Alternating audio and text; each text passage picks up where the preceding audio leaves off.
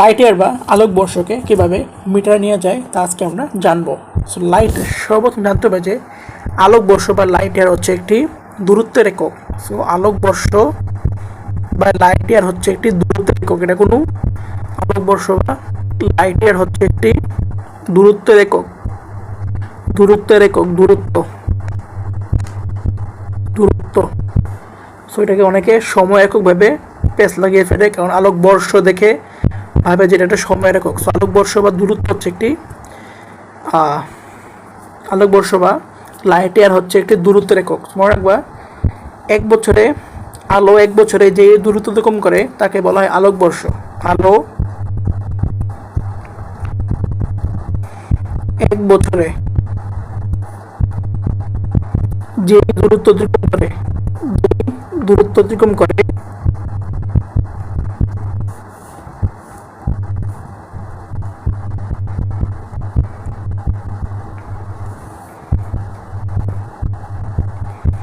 তাই হচ্ছে one light ইয়ার বা ওয়ান আলোকবর্ষ।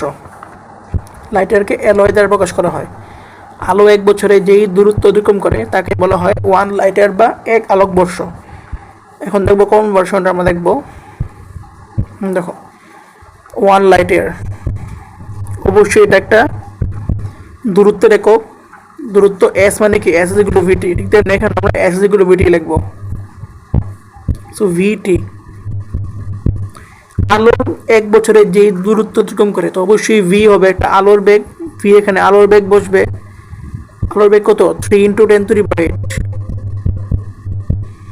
এক বছরে যে দূরত্ব অতিক্রম করে, অবশ্যই এক বছরে নিতে হবে। সো ঠিক আমাদের এক বছরকে আমাদের সেকেন্ডে নিতে হবে।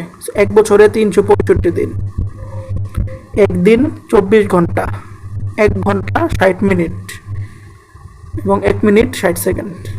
এটা করে আসবে 9.46 × 10⁻15 metre.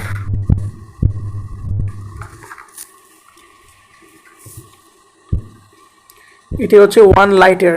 One light year equal to 9.46 10⁻15 metre. এভাবে আমরা আলোকবর্ষ থেকে মিটারে ইজিলি যেতে পারবো।